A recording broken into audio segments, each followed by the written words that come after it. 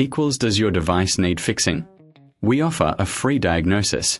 We pick up and deliver right to your door, no calls or travel needed. We send you a quote before repairing, and only go ahead if you approve it. Easy, transparent, and professional. Link in description.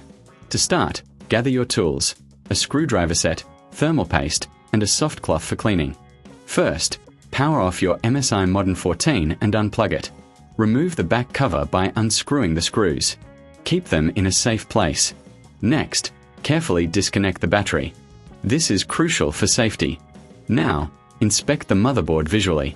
Look for any burnt components or loose connections. If you see any dust, use the cloth to clean it gently. Once you've done that, reapply thermal paste if necessary. This helps with heat management. Reconnect the battery and replace the back cover, securing it with the screws.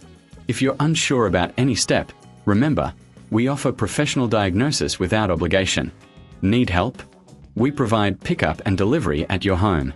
No calls, no travel, just convenience. Before you proceed with any repairs, get a quote before repair. This ensures you know the costs up front.